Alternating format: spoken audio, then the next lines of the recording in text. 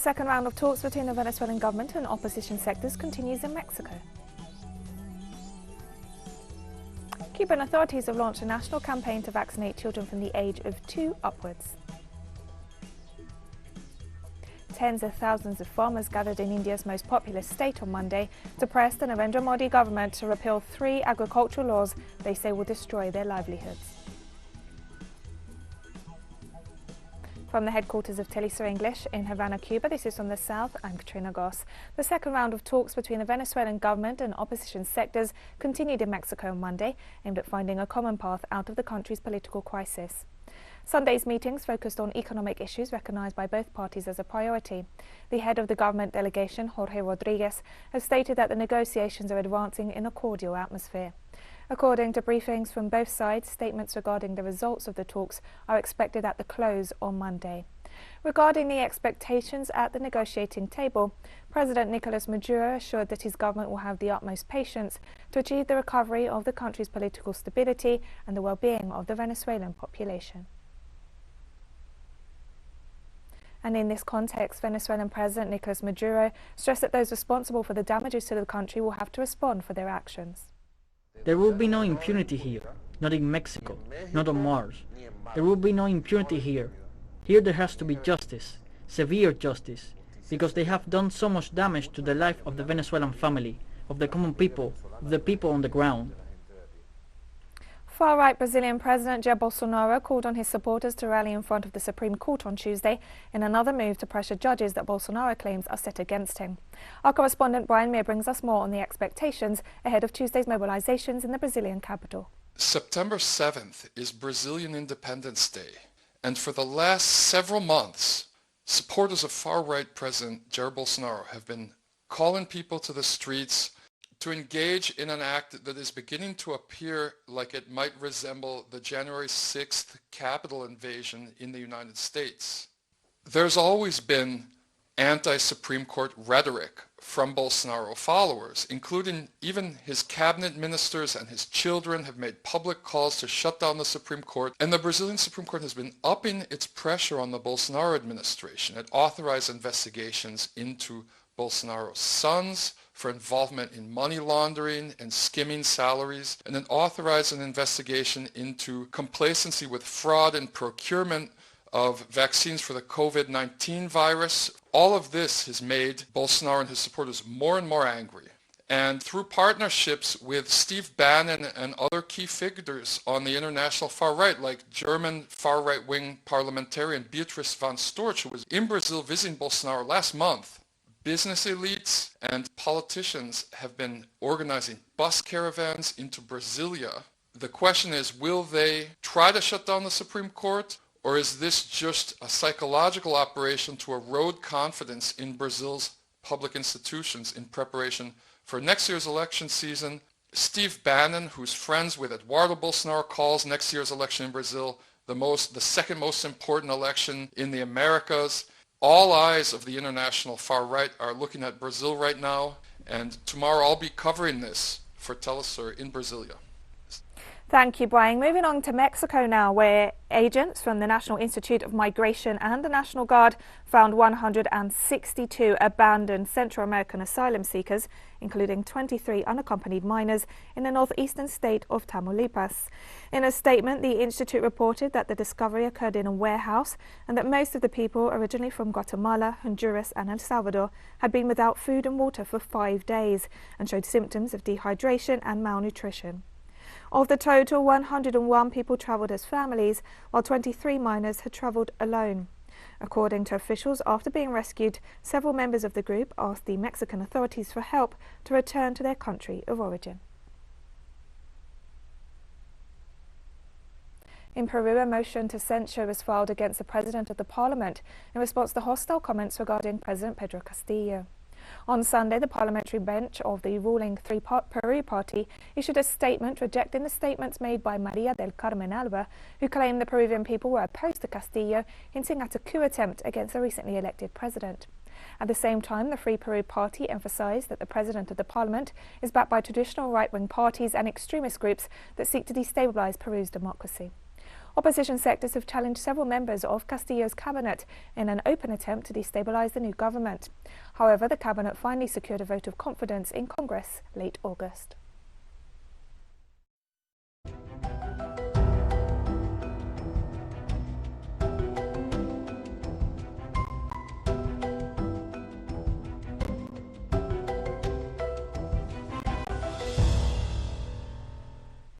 In France, representatives of indigenous organisations urge world leaders to back a new target to protect 80% of the Amazon basin by 2025 to stop deforestation of Earth's largest rainforest. Delegates from the coordinator of the indigenous organisations of the Amazon basin launched a campaign at a 9-day World Conservation Congress held in the southern French city of Marseille, where several thousand officials, scientists and campaigners are laying the groundwork ahead of United Nations talks on biodiversity in the Chinese city of Kunming next year. Just under 50% of the Amazon basin is currently under some form of official protection or indigenous stewardship, while pressure from ranching, mining and oil exploration is growing, especially in Brazil. Deforestation has surged since far-right President Jair Bolsonaro took office in 2019, reaching a 12-year high last year and drawing international outcry.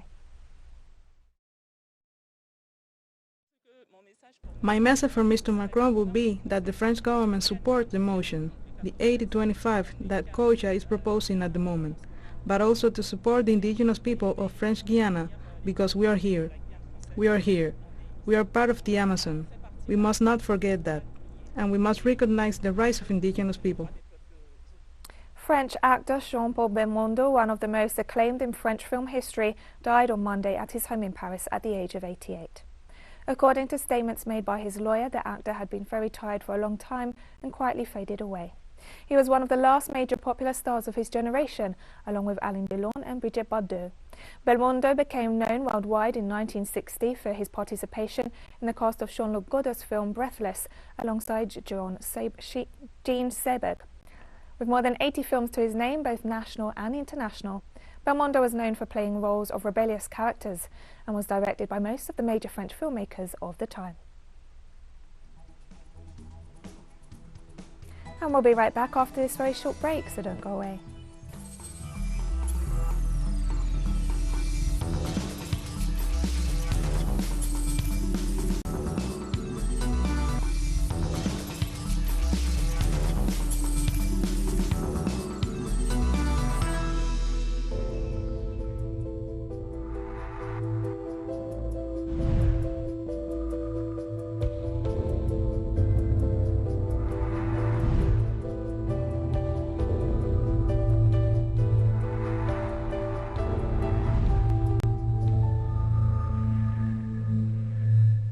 Welcome back to From the South.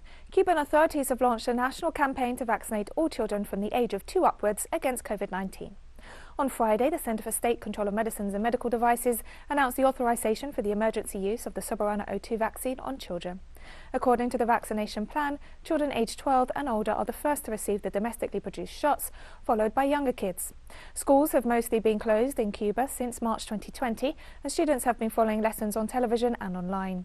The school year started this Monday, but students will continue learning remotely until all eligible children are vaccinated. 90% of its population by the end of November. We are vaccinating over 23,000 children in this pediatric age group, and we are also starting tomorrow with children from 2 to 10 years old. It gives us great joy and a great opportunity for our province to be the first in the country to start vaccinating children in the pediatric age group. Today, we started vaccinating teenagers between 12 and 18 years old, and starting tomorrow, we will have the great pleasure of vaccinating children between 2 and 11 years old. It is important to convey that this is the first time in the world that mass vaccinations are carried out in this age group, in children. I think we have to feel very happy. And taking into account the progress in the vaccination process in Cuba, its proven effectiveness and the perspective that more than 90% of the island's population will have completed the vaccination schedule in November, conditions are being prepared to gradually reopen the country's borders as of November 15th. According to a press release by the Ministry of Tourism, Health and Hygiene protocols will be made more flexible upon the arrival of travellers, which will be focused on the surveillance of symptomatic patients and the taking of temperatures. In addition, diagnostic tests will be performed randomly, PCR tests will no longer be required upon arrival, and travellers' vaccination certificates will be recognised. The domestic tourist market will also be reopened gradually following the epidemiological indicators in each territory.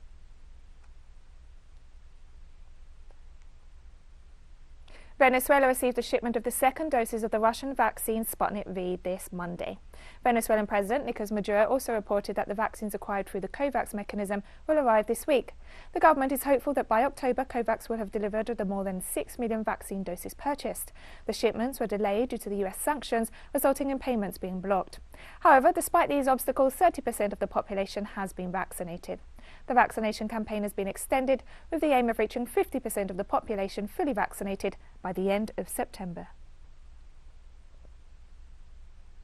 Italy's health minister claimed that a two-day meeting of his G20 counterparts had resulted in commitments to help poor nations obtain more COVID-19 vaccines.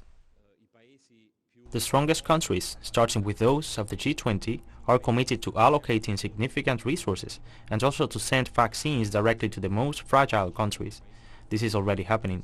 Our country is doing it and has made some specific interventions, and other countries are doing it. We must further strengthen this system, which is both bilateral, with some countries deciding to intervene, and through the international instruments that have been put in place, starting with COVAX.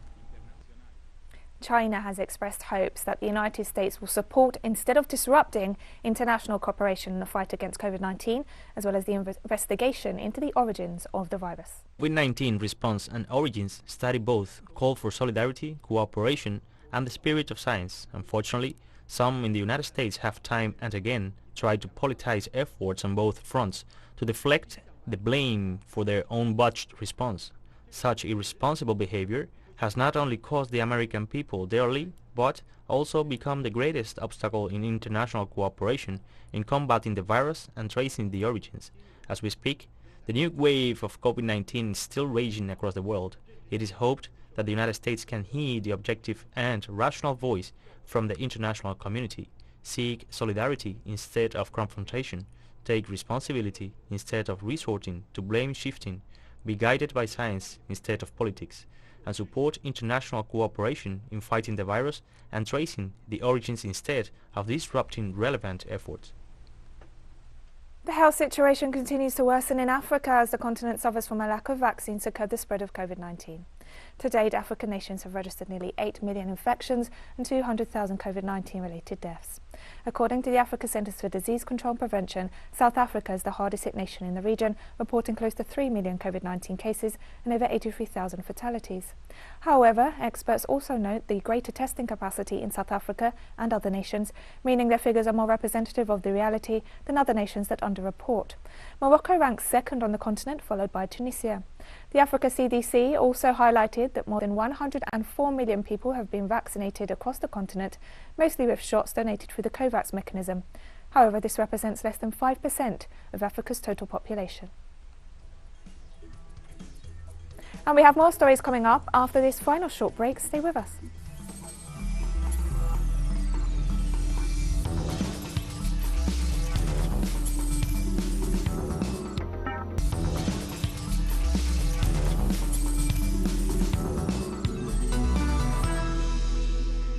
Welcome back to From the South. Tens of thousands of farmers gathered in India's most populous state of Uttar Pradesh to press the Narendra Modi government to repeal 3 agricultural laws they say will destroy their livelihoods. Local police reported that at least 50,000 farmers and supporters took part in the demonstration. Organisers noted that the mobilisation in a predominantly agricultural state that is home to 240 million people will breathe fresh life into the protest movement, which has been ongoing ever since the laws were passed last September. Over the past 8 months, tens of thousands of farmers have camped on main highways to the capital, New Delhi, to oppose the laws, making this India's longest-running farmers' protest against the government. Farmers' unions stress the legislation will hurt livelihoods and leave sector workers with minimal bargaining power against major private retailers and food processors. Farming sustains almost half of India's population and accounts for about 15% of the country's economy. Guineans offered the Taliban claims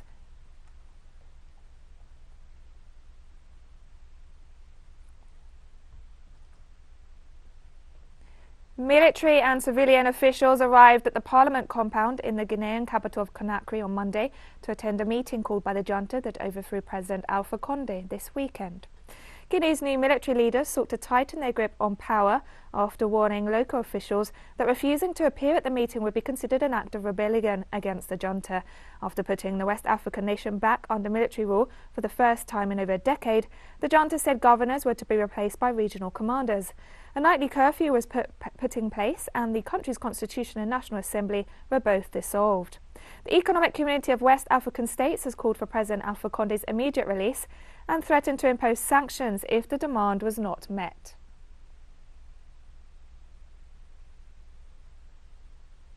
And Guineans offered their thoughts the day after the military led a coup against President Alpha Condé. They did it without a fight, without killing anybody, without even throwing a stone. So it just started. That's why people were afraid to go outside this morning, but later in the day we were able to go out. If this situation continues, the army may return to power, because everything was already planned. Just think, we have a country where a professor comes to power, and we are told that he is a professor of law. So there was hope in Guinea that we would experience a handover of power for the first time in the Republic of Guinea.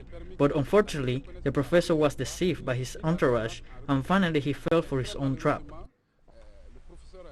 The United Nations World Food Programme released footage showing the severe food crisis in war-torn northern Ethiopia on Monday. According to a WFP spokesperson, 5 million people have been affected, and their situation is bound to get worse unless the fighting stops. The programme has been unable to access areas that need help, a situation worsened by numerous checkpoints and the blowing up of crucial bridges needed for aid distribution. The programme is also running out of supplies, while 400,000 people are on the edge of famine-like conditions, and the numbers are expected to rise. So the situation in Ethiopia is that it's become much worse in just the last few weeks. We were dealing with about 5 million, a caseload of around 5 million in Tigray. Now the fighting has spilled over, and it's spilled over into neighbouring Afar and Amhara provinces. There is severe displacement there. Those populations now facing hunger conditions, and unless the situation improves, unless the fighting dies down, we can only see the situation deteriorating extensively in the next weeks and months.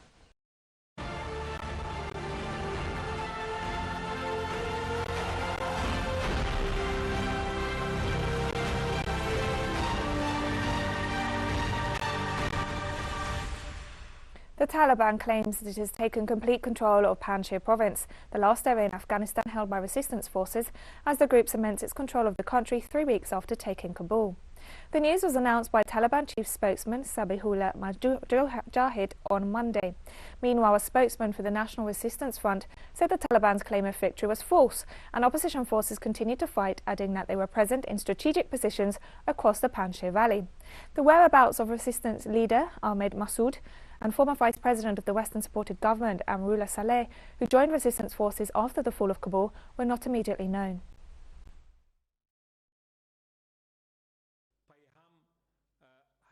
They repeatedly gave a negative answer to our delegations and ended the negotiations.